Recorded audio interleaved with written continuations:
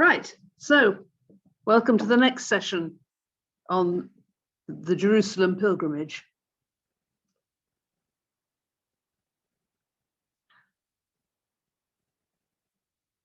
And we start, one of the effects of the popularity of pilgrimage as a means to quick release from purgatory, together with the increase of risk in traveling to the holy places, was a movement towards enabling people to make the trip in their own country, so they could still make a risk-free and affordable journey, but get the benefit. This seems to have started about the 7th century, but it really comes into its own in the 12th and 13th century. This lovely bit of work is the 16th century model of the Church of the Holy Sepulchre. It was probably actually made in Bethlehem and brought back to Europe by a returning pilgrim.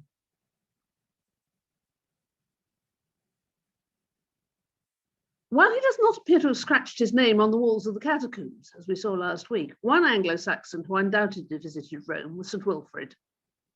We know that sometime between 653 and 658, he left Kent for Rome in the company of Benedict Biscop.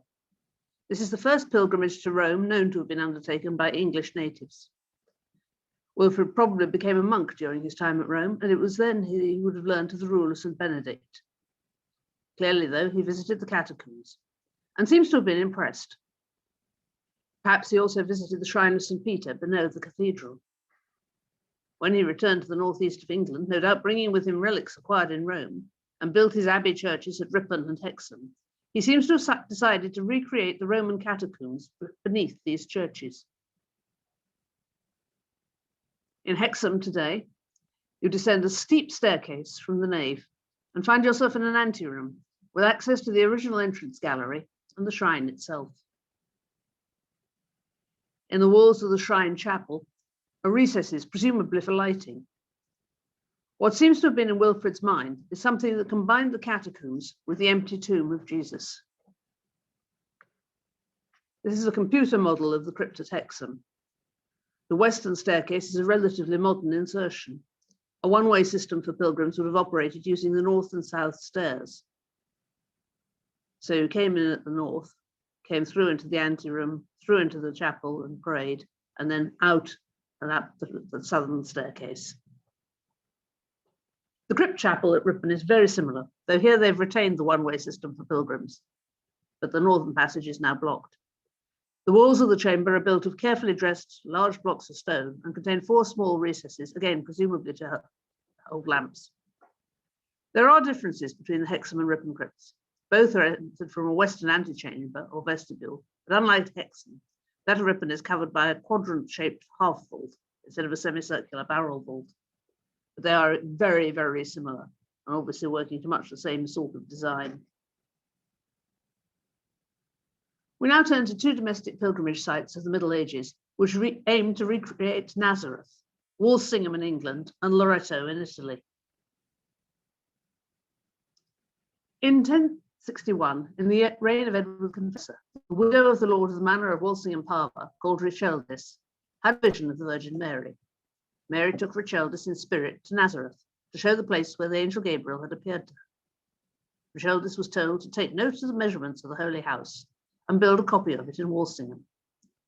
She saw this vision 3 times. Carpenters were instructed to build the house, but where? During the night, there was a heavy fall of dew, but in one meadow, 2 spaces of equal size remained dry. Richeldis chose the plot close behind a pair of twin wells. The workmen tried to build there, but found themselves unable to do so. They gave up in despair and consulted Richeldis. She spent all night in prayer. The next morning, a miracle was discovered. The chapel was found, fully completed, and standing on the other dry spot. It was concluded that Our Lady had removed the holy house to the place that she herself had chosen. In 1153, the Augustinian canons founded a priory to care for the spiritual needs of the pilgrims. Only the ruin of the priory arch remains, and archaeology has placed the site of the holy house in its shadow. Henry III made his first of many pilgrimages to Walsingham around 1226. He was a great supporter of the Virgin Mary, and the holy house at Walsingham became one of the centres of his devotion. By the 14th and 15th centuries, Walsingham and Canterbury were the 2 premier places of pilgrimage in England. Erasmus, the Dutch scholar, visited Walsingham in 1513, and he was impressed by the splendor of the shrine. He wrote, "When you look in, you would say it's the abode of saints, so brilliantly does it shine with gems, gold, and silver. Our Lady stands in the dark at the right of the altar. A little image, remarkable neither for its size, material, or workmanship." Sadly, we have very little idea of what Rocheldis's shrine, the Holy House, actually looked like. Perhaps we can get an idea from this medieval pilgrim badge for Walsingham, which shows the Annunciation inside this almost stave church-like construction. The shrine of Walsingham was, unsurprisingly, swept away in the Reformation. It exemplified absolutely everything the reformers liked least about Catholic practices. During the late 19th and early 20th centuries, new shrines, both Catholic and Anglican, were built, and today it is once again a centre of pilgrimage. Now, Loreto has been a popular pilgrimage site since the 13th century.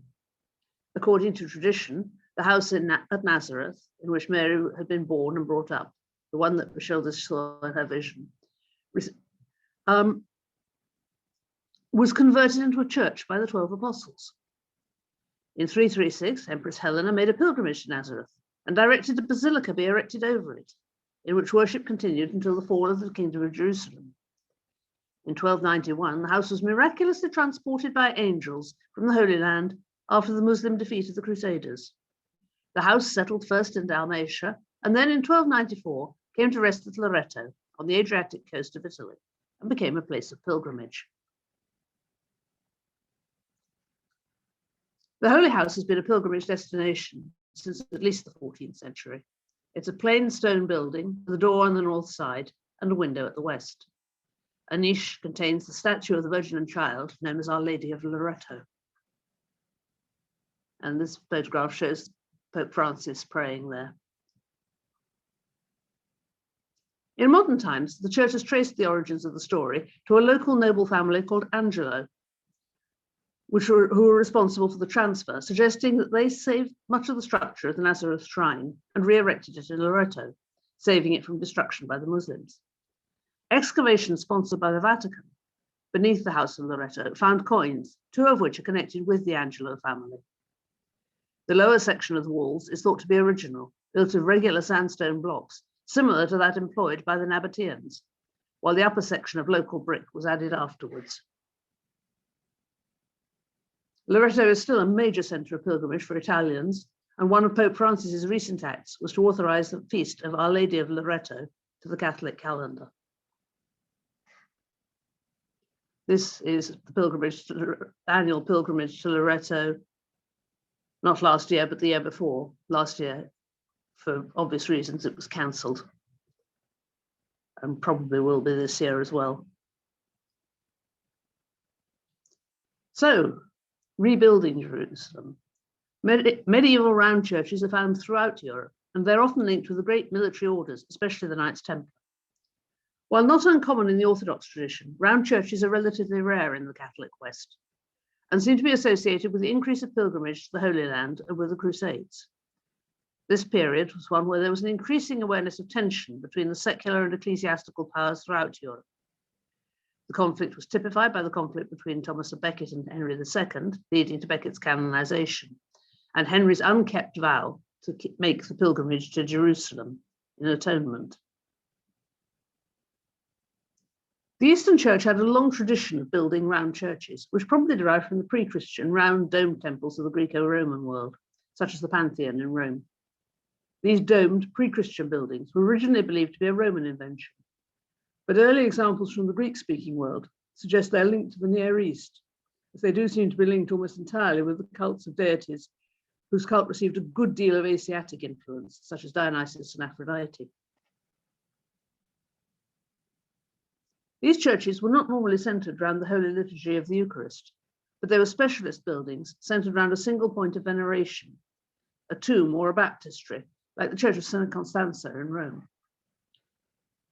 These churches generally have a round plan with a font or shrine at the centre, where the ritual would focus. Here at St. Constanza, the tomb of the saint actually functions as an altar. And at the baptistry of the Orthodox in Ravenna, The font is what takes centre stage. For the crusader or pilgrim travelling east, these buildings must have seemed a symbol of the different world he was travelling into. As he travelled eastwards, they became more and more startling. This is Hagia Sophia in Constantinople. A number of examples of these round churches exist in Western Europe, including the spectacular Royal Chapel at Aachen, which I'm not going to try and deal with, needs too much for this time. So we'll start with Segovia. Outside the city of Segovia stands the Church of the True Cross, Veracruz. Built in a Romanesque style in 1208 by the Templars, it's now held by the Knights of Malta, so it is still part of the military orders. Its unusual 12-sided nave encloses a chapel representing the Holy Sepulchre. Churches of this sort were built in imitation of the Holy Sepulchre in Jerusalem, a fitting illusion for a church with the relic of the True Cross. The sepulchre itself stands at the upper level, approached by these stairs. And on the upper floor, the chapel copies the edicule of the Holy Sepulchre in Jerusalem, and was thus a reminder of the place of Christ's death, passion, death, and resurrection. Downstairs, 3 apses attached to the 12-sided Romanesque church, with 3 small altars in each chapel. In the centre is a fine Romanesque crucifix, and the relic of the True Cross was once kept in this chapel. Bear these 3 apses in mind when we come to look at another church in England later on.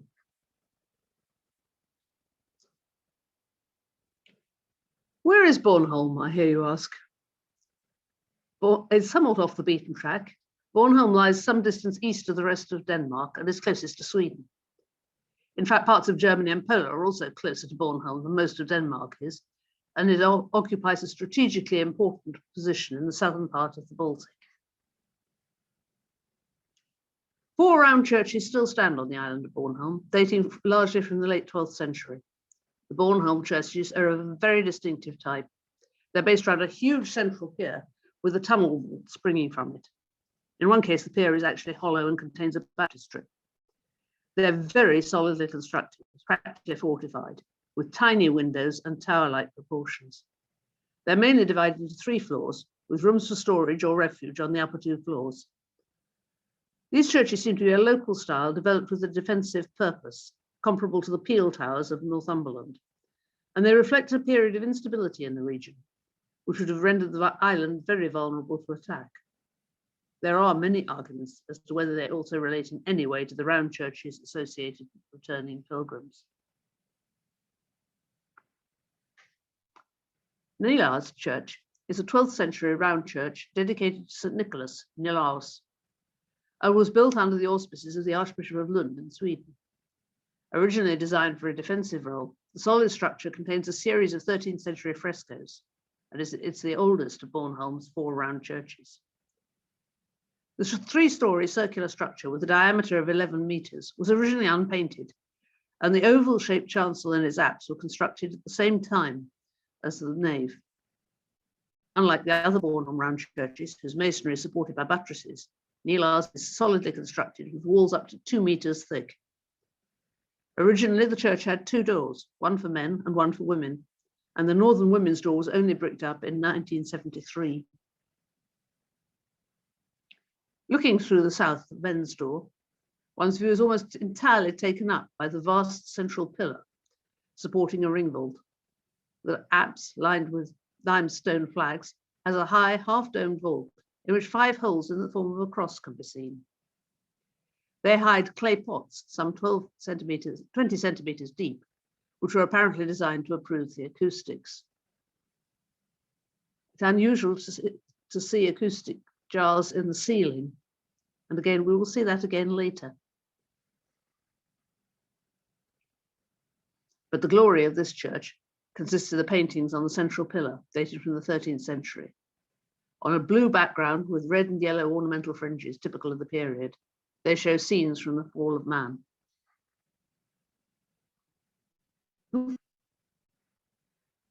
Pt2 church is the largest and possibly the oldest of the island's 4 churches. Built around 1160, it was dedicated to St. Lawrence.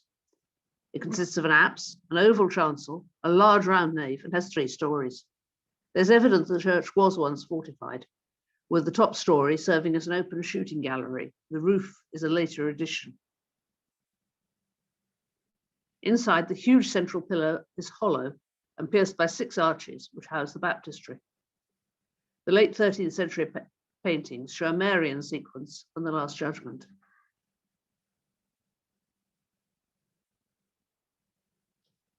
Olska Rundkirk is 26 meters tall and the tallest of the 4 round churches. With its 13-meter height from the bottom of the cylinder to the top of the cone-shaped roof, the church is built of local granite fieldstone with limestone door frames. Standing on a hilltop, it was built as a stronghold to defend the surrounding area. The 9 large wall openings that could be closed with hatches on the upper story were designed for shooting or throwing stones at the enemy. The structure consists of a barrel vault and a central column bearing the upper floors. The height of the cylindrical nave, 13 meters, is almost exactly the same as that of Osterla's church. They seem to have been built into a pattern. There are small extensions from the nave into the small choir and tiny apse. The central column provides solid support for the first 2 stories, but it's more slender in the loft, where it bears the more recent roof. Inside Olska Church, the military nature of the upper floor is obvious. Downstairs, we have a large circular nave area with a relatively small pillar in the middle and a tiny choir and apse. Nikirk, the new church, is a 12th century round church, which because of its name is generally assumed to be the most recent of these churches. The church consists of an apse, a rectangular choir, and a round nave, all from the Romanesque period. It's built of granite fieldstone, apart from the central column and the window frames, which are in finished limestone. The porch is a later addition. A door at the west end of the choir's north wall opens onto an uneven limestone staircase leading to the church's upper story, which is unvaulted and has a bumpy floor. The central round pillar upstairs is similar in breadth to that on the ground floor. It appears as if the upper story originally had a flat wooden roof, which in view of the many drainage scuppers in the floor was probably not watertight. Given the absence of window openings, it appears doubtful whether the upper floor was built for defensive purposes, but if not, what? This interior shot of the new church shows how awkward these churches must have been for use, especially prior to the Reformation, where you were concentrating on the Eucharist in the choir, because your sight lines are simply non-existent. The central pillar is about 3 meters thick. But the relationship of these churches with other round churches is very dubious.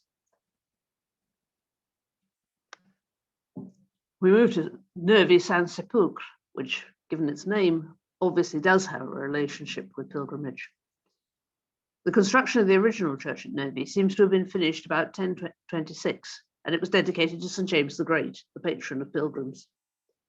The building of a new church, modelled on the Holy Sepulchre, was instigated by returning pilgrims not long after. At this time, the Church of the Holy Sepulchre itself lay in ruins, so their idea of what the church should look like was remarkably vague. Although the new church was originally to replace the older one entirely, the nave and parts of the ambulatory of the older church were kept when other returning pilgrims reported that the Jerusalem church, as rebuilt in 1048, had been modified to fit a rectangular plan. The round church housed a relic of Christ's blood and was a regular destination for pilgrims. While it's plain inside, outside, these are part of another arcade of round-headed. There are round-headed arches under a conical roof. The external impression is a defensive building similar to those of Bornholm, but internally it has much in common with the heavily restored round church in Cambridge. The central space is contained within an arcade of 11 piers and surrounded by a vaulted aisle lit by small round-headed windows. The capitals of these pillars are a riot of Romanesque carving, containing a positive bestiary of real and imagined animals. The 11 spectacular pillars supporting the round church are supposed to represent the 11 apostles, not including Judas. The plan shows the two churches and the difficulties posed by the 11-fold design of the round church, which leads to a very off-centre arch between basilica and rotunda. It is tempting to wonder if the odd 11-fold symmetry is due to inaccurate drawings in the first place. And when they started to put it together, they realized the 12-fold symmetry wasn't going to work. Above the arcade runs an early 12th century triforium with an arcade of 12 round-headed arches on slender pillars. Here the capitals are much plainer, with only one decorated, with elegant and relatively restrained foliage. Above this is a clear story with 8 round-headed windows. The relic of Christ's blood that the church was built to house, which is kept in this wonderful gold container. And this was what made the place of pilgrimage. Now we move to Bruges. And the Jerusalem Kirk was built by Pt2 and his son Anselm, wealthy merchants of Genoese ancestry who had made their home in Bruges. The Adorne family seem to have had a tradition of the veneration of the holy places of Jerusalem. In the early 15th century, Peter Adorne and his brother Jacob went on pilgrimage. Peter decided that nothing would suit him, but that he should build an accurate copy of the Church of the Holy Sepulchre in Bruges. During his nightly visits to the church, he seems to have spent a fair percentage of his time measuring and making notes. On returning to Bruges, they started building in 1428, only to discover that some of the measurements were missing. Rather than get it wrong, Peter returned to Jerusalem to check them and obtain further details. By 1429, the church was unfinished, but fit to be consecrated. By the time of Peter's death, the church was still unfinished, but it was fit for him to be buried there, probably under this extraordinary brass in the crypt of the Jerusalem Kirk. Now only the matrix survives, but you can see it has a Jerusalem cross, it has the 3 crosses of the crucifix of Golgotha, and I think at the bottom, various emblems of the Passion. He left one of my favorite pilgrims, Anselm Adorne, born in 1424 to finish the job. He was a merchant, patron, politician, and diplomat. In 1443, Anselm married Marguerite van der Bagh, and they had 16 children, including the eldest son, Jan Adorne, who went into the church and became canon of Aberdeen and Lille. Around the year of his marriage, Anselm really emerged in public life of Bruges as a leading citizen. He followed in the footsteps of his family by being active in international trade, primarily in transactions with Genoese merchants. Until his death, he maintained commercial relations with Genoa and also Spain. His trade was mainly related to the importation of alum and cloth from Tournai and from England. In 1470, Anselm himself undertook a pilgrimage to Jerusalem, accompanied by his son Jan, who became a canon of St. Peter's Chapter in Lille. After their return, they completed the building, and Jan produced a full account of their pilgrimage, which still survives. Anselm did not live in his house next to the Jerusalem Kirk, but at the Veersdijk, the Dyer's Dyke, where he owned a large complex among the Scottish merchants. He undertook other diplomatic missions in the service of the Duke of Burgundy in the 1460s and 1470s. The Duke had plans to undertake a crusade, and as Adorne had visited Jerusalem, he could give him advice. In 1477, 1479, and 1480, Anselm travelled to Scotland. After returning from this last trip, his wife died, and Anselm commissioned a spectacular tomb for them both. But he was destined to leave his body elsewhere. In 1482, he sailed back to Scotland to command a military expedition in Linlithgow. He was undertaking another pilgrimage and staying in a monastery in North Berwick when he was murdered by an armed gang on the 23rd of January, 1483. He was buried in Linlithgow, in the parish church where this tablet now stands, but his heart was buried in the Jerusalem Kirk later that year. Extraordinarily, the church is still the family chapel of the Adorne family. While largely a museum, it is still a consecrated Catholic church and used for family baptisms and weddings. We now move to Norway, to Tonsberg. The St. Olaf's Church in Dunsburg was built about 1200 by the Premonstratensian order, probably, like most of the stone-built churches in Norway, by English craftsmen. This is a unique survival of a round nave church in Norway, though survival is perhaps not the right word. Its remains lie partly under a block of shops opposite the public library, and their existence is almost forgotten by the locals. It only exists as a series of foundations. The sanctuary is practically circular, and opening off a circular chancel with a larger circular nave, where the roof is supported by an arcade of 8 pillars surrounding a central area. There is also a curved wall to the north of the chancel and nave, which was presumably that of a, again, circular chapel or sacristy opening into the chancel. There are royal associations, as King Erling Steinweg was buried here in 1207, having died in battle after a prolonged siege. This reconstruction shows St. Olaf's Church. It would appear to have been a highly politicized piece of building. Norway was undergoing civil war, and the Church Party, the Cross Party, based at Nidaros, the old capital of Norway and burial site of St. Olaf, far in the north, backed one dynasty of kings, while a group of southern nobles and their supporters, the Birchbark Party, favoured another. The two most important pilgrimage churches for Norwegians were Nidaros, the coronation church and shrine of St. Olaf, and the Holy Sepulchre at Jerusalem, the latter being perceived as the centre of Christendom and indeed the world. The building of a Jerusalem-style church, one of only a handful of stone churches in Norway, dedicated to St. Olaf in the wealthy south of Norway, was a political statement of dominance and centrality by the Southern Party, who were ultimately successful. The layout of the church, which was almost certainly built by English masons, strongly resembles that of the round church in Cambridge, but is almost exactly twice the size. Did the people commissioning it perhaps ask for this? I want something twice as impressive as what you've done before. I suspect this might be the case. We now come closer to home. Today, only 5 medieval round churches are left standing in Britain, together with the ruins of 2 more, and they have been so modified by later generations that little of the original remains. Archaeological excavations have revealed other such churches, and the existence of more is suggested from other sources. What is immediately clear is that most belong to a limited period in the 12th century and are reputedly modelled on the Church of the Holy Sepulchre in Jerusalem. We'll have a look at them in a rough date order. So we start in Canterbury with Wulfric's Rotunda.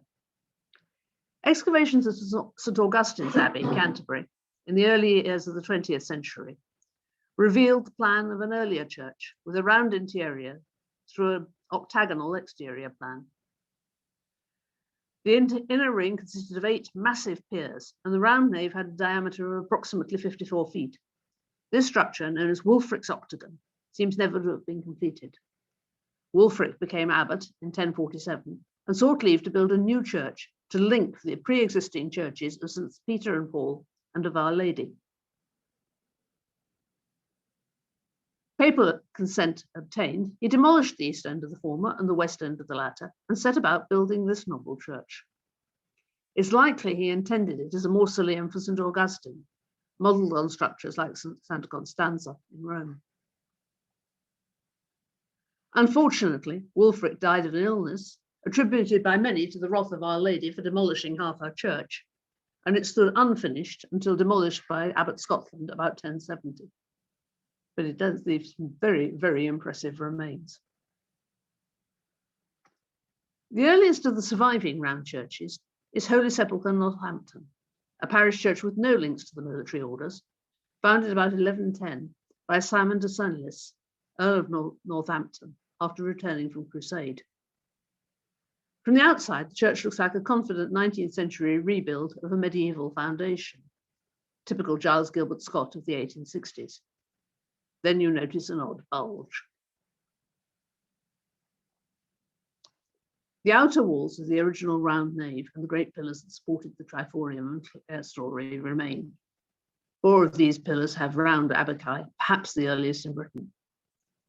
The original chancel now forms the middle aisle of the present nave, and the corbel tables are still visible from the side aisles. Some of the original windows of the chancel also survive.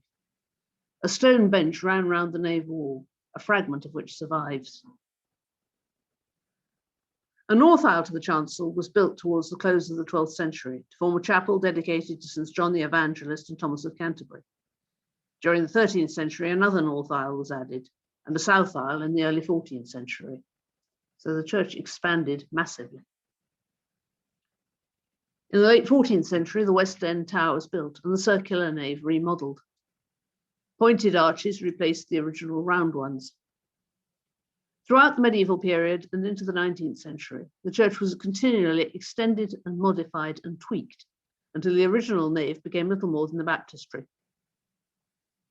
A banner staff locker hints at processional liturgy. Possibly the anniversary of the liberation of Jerusalem on the 15th of July would have been celebrated, as at Jerusalem, with a great procession leading from the temple round the walls and culminating at the Holy Sepulchre. In the Northampton context, such a procession might have led from the nave round the ambulatory and culminated at an Easter sepulchre. We can only speculate. Now we move to West Thurrock, which was originally a somewhat isolated church on the north bank of the Thames. It now stands under the shadow of the Dartford Crossing and Procter & Gamble's chemical works. And it's really rather lost. Every time I go over the Dartford Crossing, I look out for it, and every time it gets more and more difficult to find. Excavations at the larger 15th century church at West Thurrock revealed the church had originally been a 12th century round-aisled one with an aisleless chancel. Here you see the plan, very, very simple. Excavations in 1906 and 1912 demonstrated that an earlier church had existed, with the circular nave and a rectangular chancel.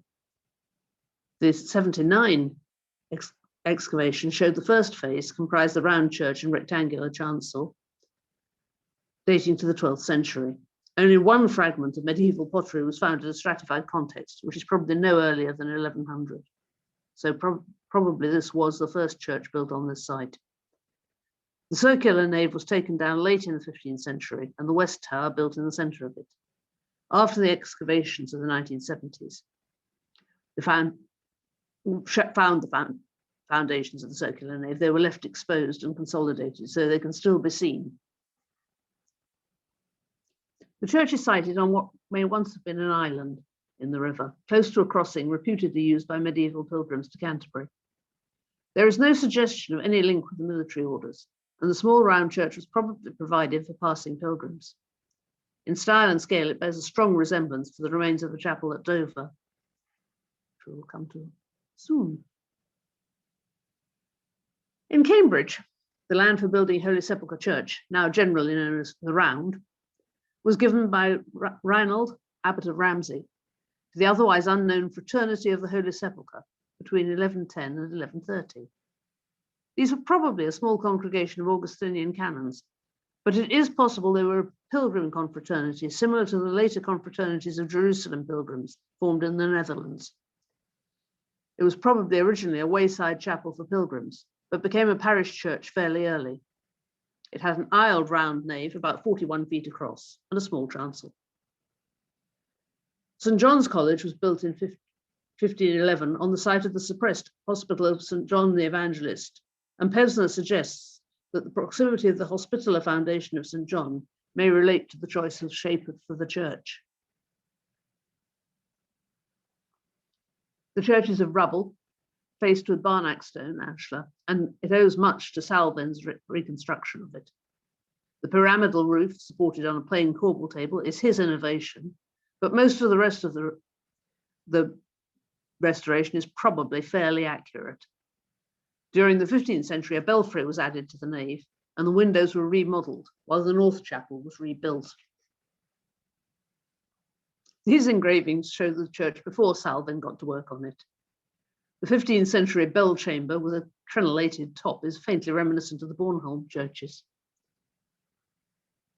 But you can see the interior is pretty impressive, even before restoration. Oops, did I go past?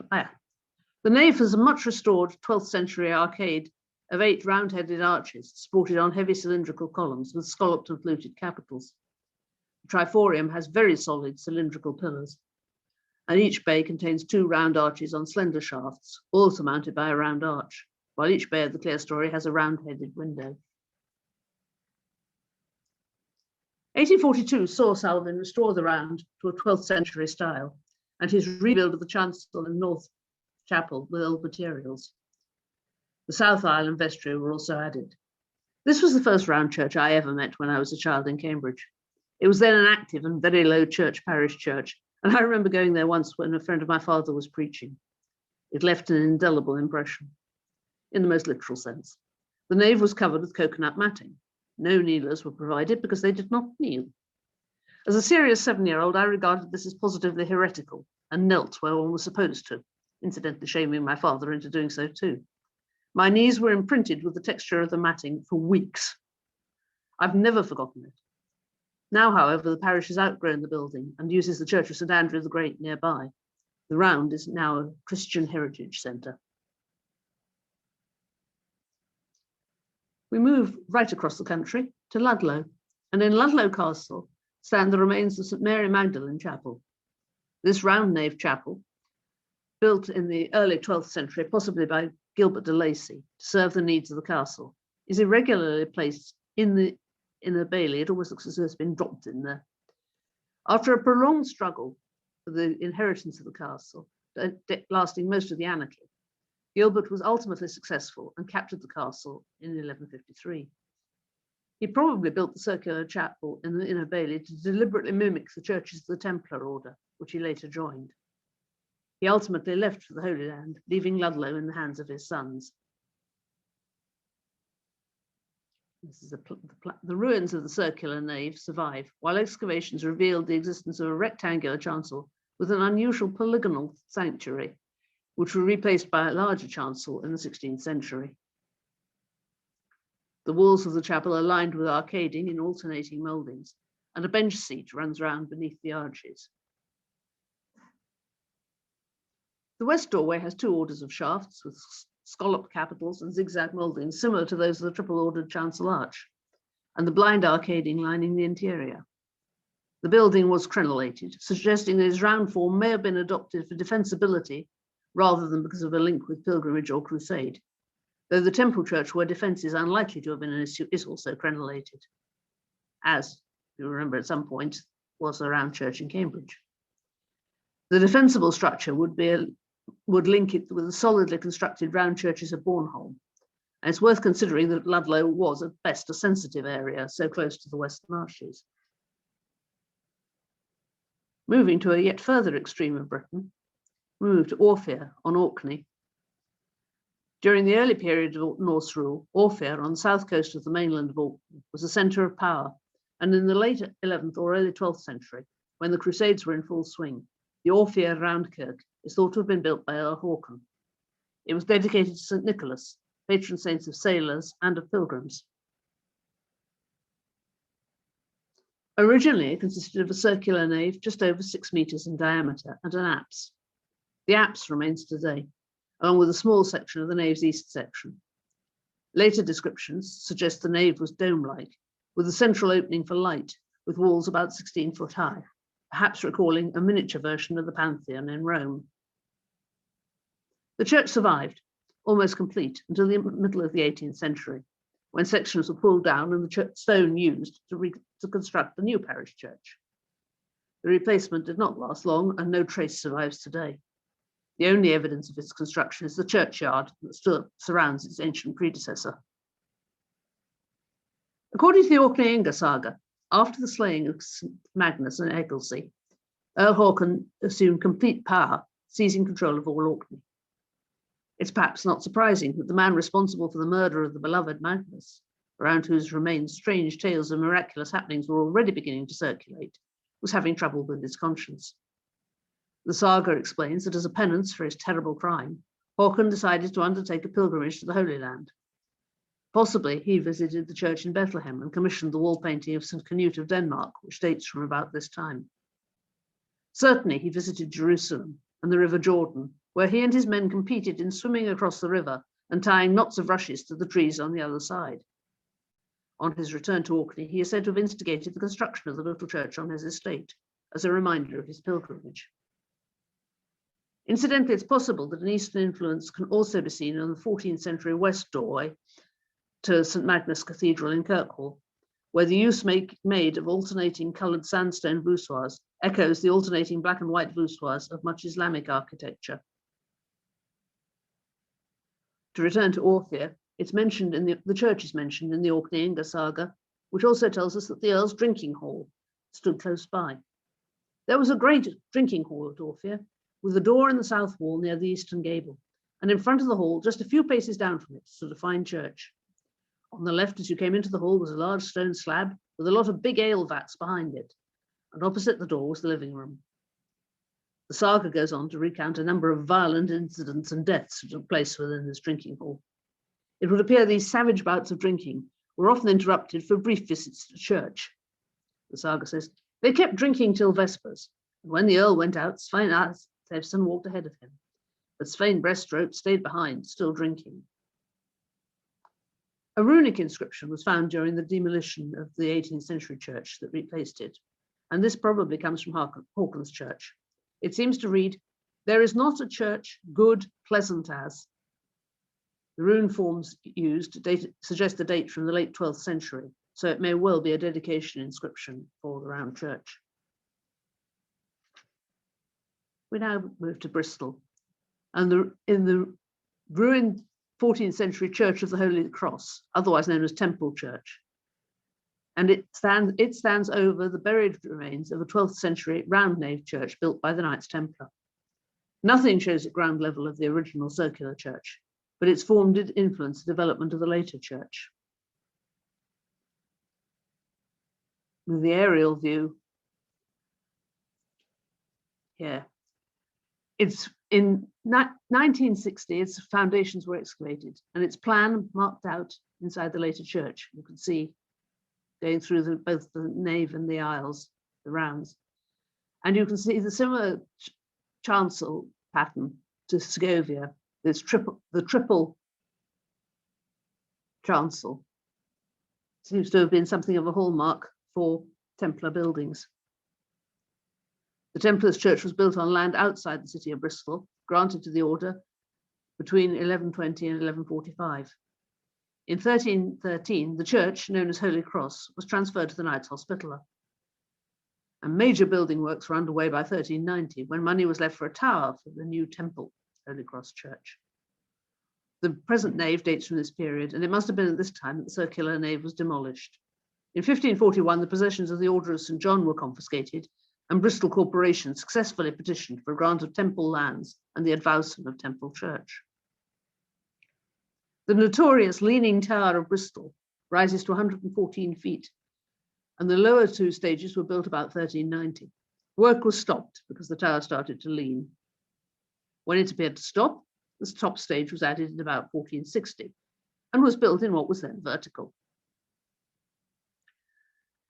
If you look closely, you can see the change of angle. However, the weight of this extra stage increased the tower's lean again, and the tower was left incomplete without any parapet or pinnacles. The lean is popularly attributed to the foundations of the tower being built on top of wall sacks, but it's most likely because of the soft alluvial clay underneath being compressed. The interior shot shows a number of variants from the vertical as well. The Blitz brought disaster. Most of the temple area of Bristol was levelled and the church was wrecked.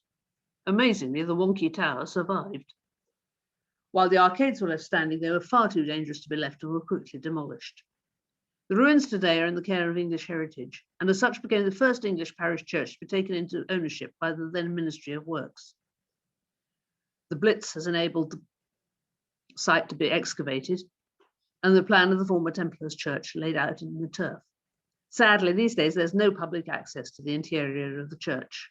All one can do is gaze in through the grille. Now, the Hospitaller's first English house at St. John's Hospital, Clerkenwell, was founded about 1140.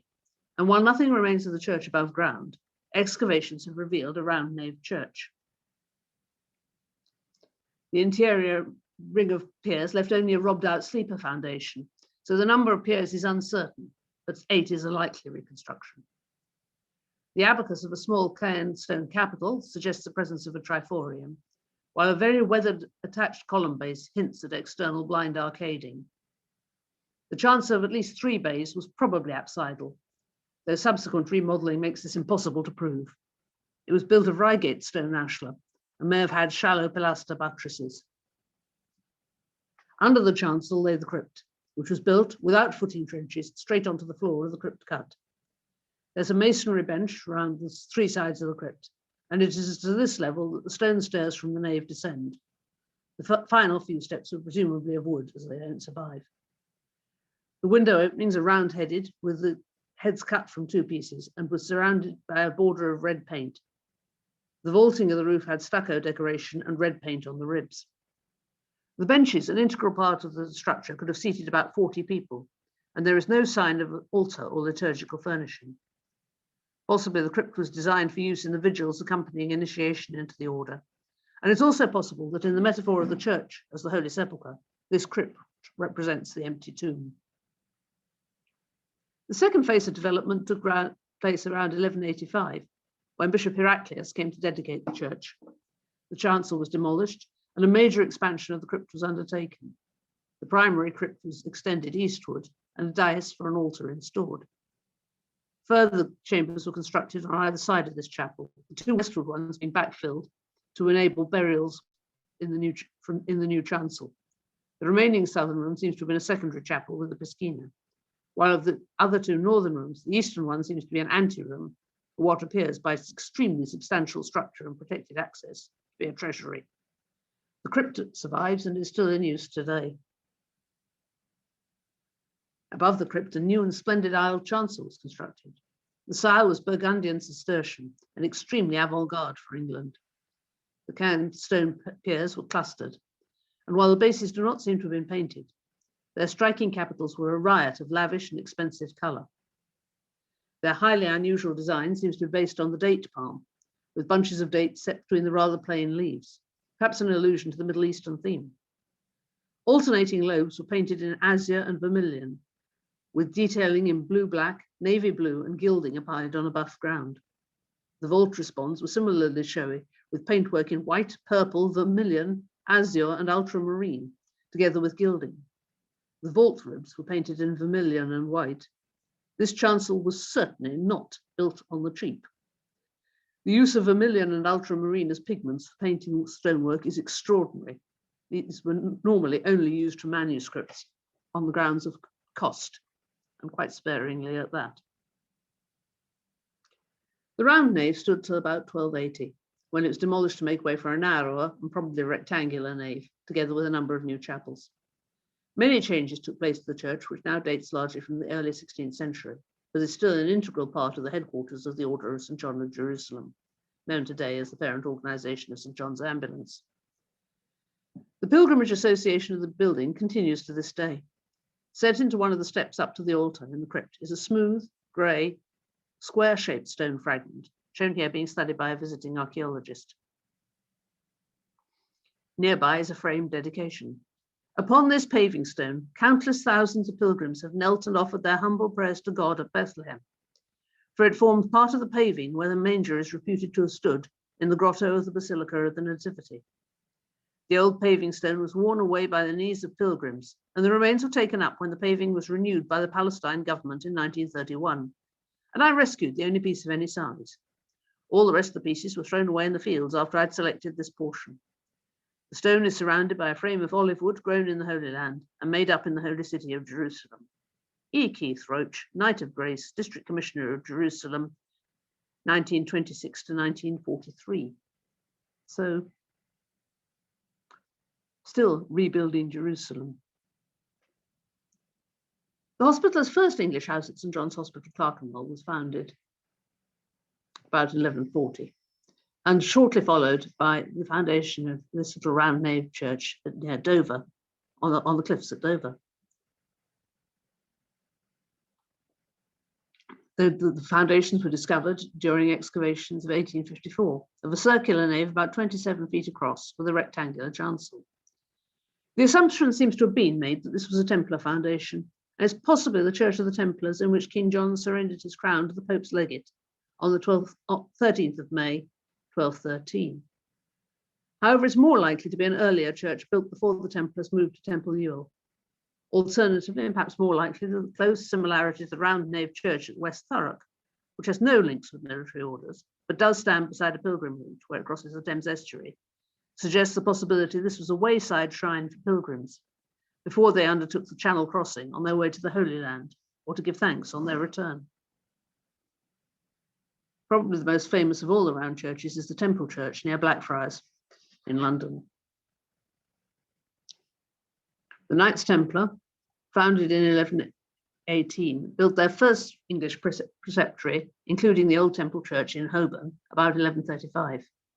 Excavations in 1875 revealed a round nave church with an inner ring of 6 piers about 20 feet across. Excavations in 2002 indicated the round nave was about 55 feet in diameter and suggest the presence of a western entry porch and an eastern chancel. The old temple was sold to the Bishop of Lincoln after the Templars' removal to the new temple some 50 years later and was demolished in 1595. The new temple church was built as the headquarters of the Knights Templar in England with the backing of Henry II between 1160 and 1185. This post-war photograph shows how heavily restored it is. The walls of the round nave were faced with ashlar during the 17th century. The crenellations are 19th century, but in Pevsner's view, they recreate an original feature reflecting the military nature of the order. This plan of the temple church shows its original form. Restorations have left little of the original building, but it remains a good approximation to the church consecrated by Bishop Heraclius of Jerusalem in 1185. Oops. The transitional nave and porch date from the first phase of building, though the rib vaulting and pointed arches of the porch have been so reworked, it's difficult to know how, if at all, it reflects the original. The splendid west doorway is round-headed with 3 orders of Purbeck marble columns and is very richly decorated. Here, though the detail is much the 19th century, the overall impression is as it would have been. 6 grouped piers of 4 Purbeck marble shafts with waterleaf capitals form the ambulatory and support the triforium and clerestory on elegant pointed arches, contrasting with the round-headed ambulatory windows. This dramatic use of Purbeck marble is the earliest in London. The triforium is a very early example, consisting of an intersecting blind arcade with 2 openings per arcade face at the lower level. There are archaeological remains of a wall about halfway down the current chancel, or maybe the east wall of an earlier unaisled chancel, along with an undercroft dating to 1170, under the present south aisle of the chancel, which had benches round the wall and was accessed by a staircase from the chancel. Maybe, like the crypt at Clerkenwell, it was used in initiatory vigils. There was also a separate crypt chapel from about 1200 lying southeast of the nave. And now the round nave is full of the graves of Templar knights. The second phase of building, between 1220 and 1240, saw the construction of the aisled chancel with aisles the same height as the nave. Here the piers are tall, complex Purbeck pillars consisting of a circular core with attached shafts and moulded capitals. The windows are lancets and stepped groups of 3 with detached Purbeck shafts. An unusual feature is the penitential cell in the northwest turret with a squint to the chancel.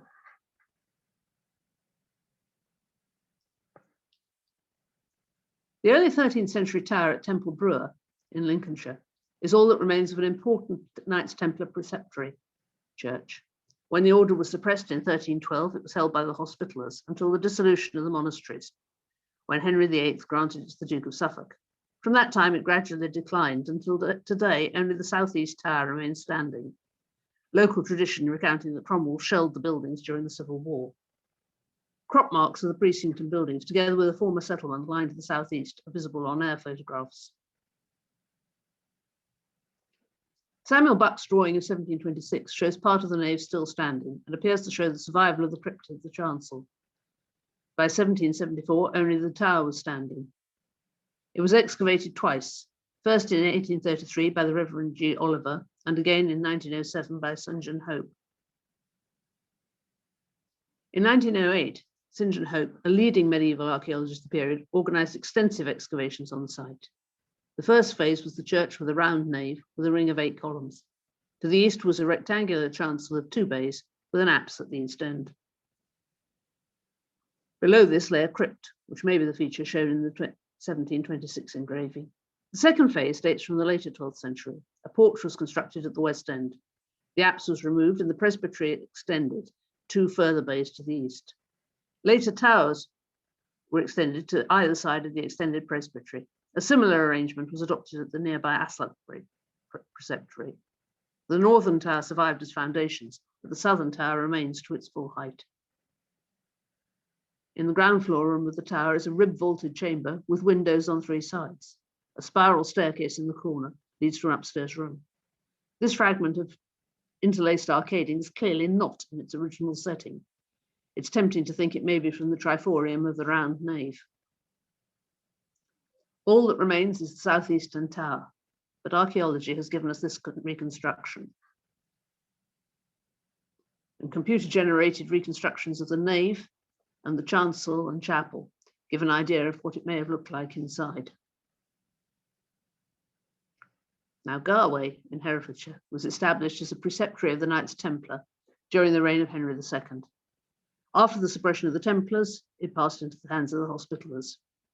The 1338 account for Garway gives details of 3 buildings mentioned as sources of revenue: a manor with a garden valued at 1 mark, a church valued at 41 shillings, and a water mill valued at 50 shillings. It seems to have been an important establishment with a role for catering for visitors, especially from Wales.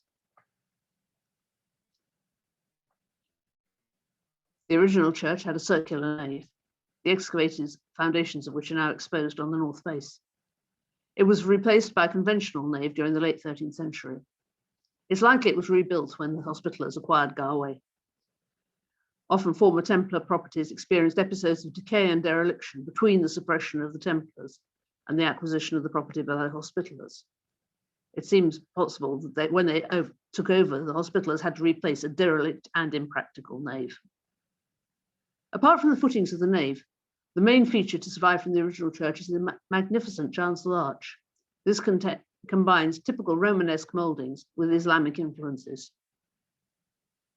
The lobed motif on the innermost moulding suggests Oriental influence reminiscent of some contemporary French churches, but maybe simply a novel reuse of stone carved for ribs.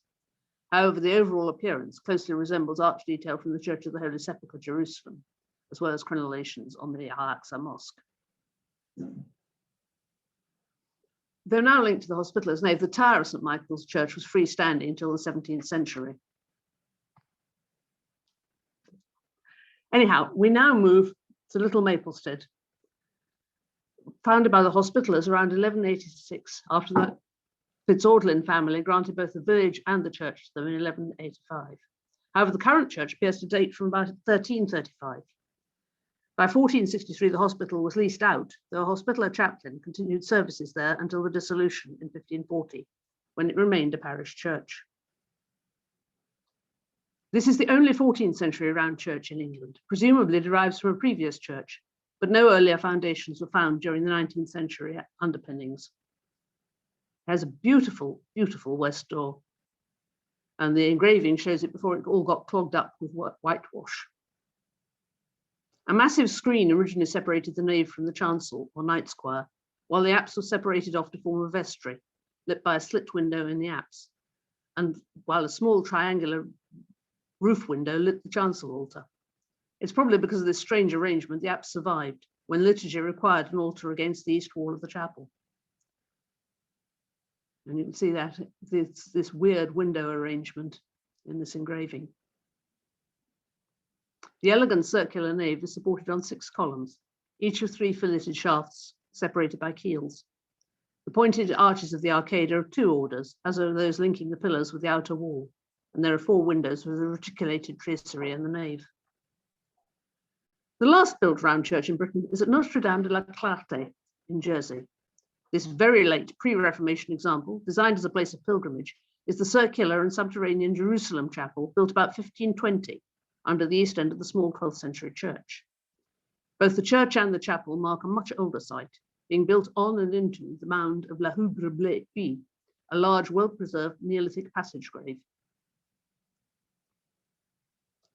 In 1509, Richard Mabel became Dean of Jersey. and as a thank offering for his safe return from a pilgrimage to Jerusalem, restored the pre-existing chapel, rededicating it to Our Lady of Loreto. Some of the paintings he placed on the walls can still be glimpsed, showing really beautiful angels. It also appears there were acoustic jars installed very similar to those in Nyla's church in Bornholm. In the crypt beneath, he made an imitation of the Holy Sepulchre at Jerusalem, so far as he could remember it, and pilgrims passed through it, entering by one door and leaving by another. The eve of the Reformation witnessed a revival of pilgrimage, but our only knowledge of what went on in Mabel's chapels comes from Calvinists writing 40 years after his death. One states, "This priest was an idolater and a great maker of images, who persuaded poor people to believe a pack of lies and rascalities to induce them to bring him offerings." Another declared, "He placed an image of Notre Dame in an oven-like recess, and the people passed down a covered arcade to make offerings to the idol, whereby this impostor gained great booty. The head of the image rested on one arm, while it held out the other to receive gifts, which Mabon did not fail to collect for his own pocket. The hand had a hole through which the coins fell on a spring, which caused the arm to move as though thanking the donor, whereby the superstitious were still further seduced." The same author adds that when offerings began to fall off, this insatiable priest proclaimed a miracle. He hid in the wick of candles a very thin wire, which he fastened to the roof of the chapel. The smoke from the flame made the wire invisible, and the candles seemed to float in midair, and people believed they were held up by the virtues of Our Lady. After the Reformation, the mound was sold off, and a 19th century tower was built, engulfing the whole site, Neolithic and medieval. At the same time, excavations revealed the superb chamber grave inside the mound, and the true importance of the site was realized. It's curious to speculate whether the builders of the two chapels knew what lay beneath their feet. The burial chamber, like the chapels above it, is carefully aligned east-west. It's likely they had some idea of a link with burial and death. After all, the Norse word haug, of which hug is the Jersey version, means burial mound. So why did they build these strange round nave churches? The round tower has long been a favourite form of military architecture, and some of the round churches probably owe their form to this. This is especially true of the Templar churches in Iberia, a war zone where the order was fighting Islamic forces.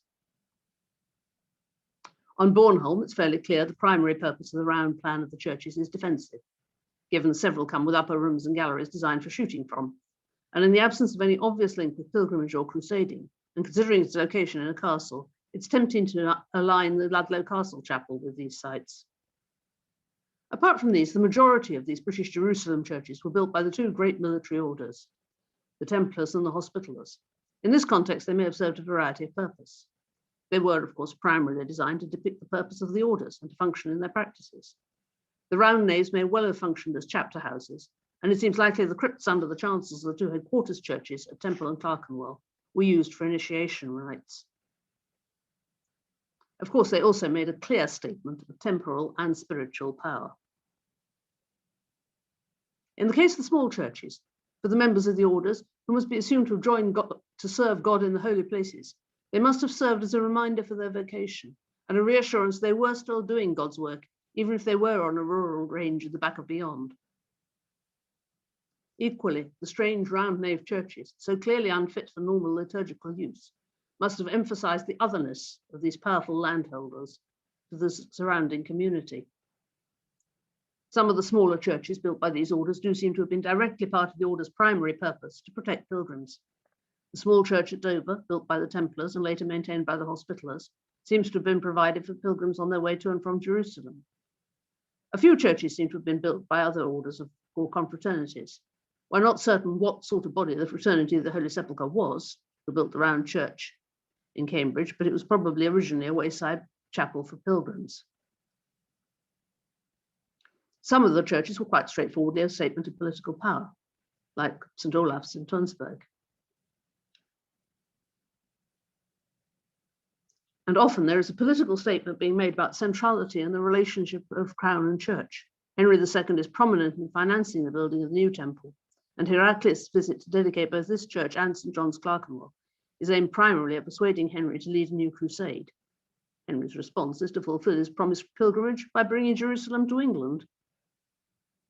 For some pilgrims, it's clear that the building of a Holy Sepulchre church was an intrinsic part of the pilgrimage.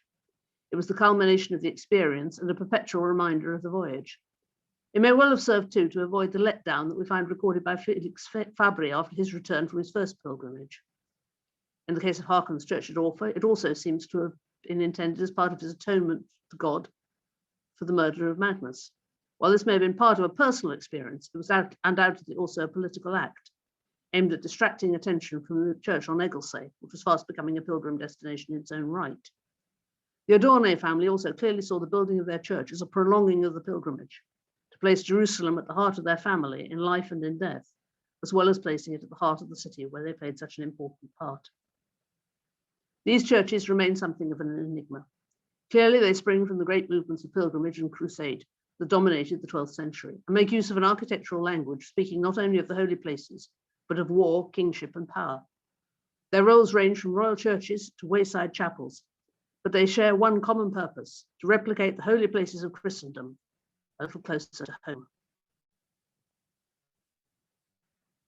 And there we are.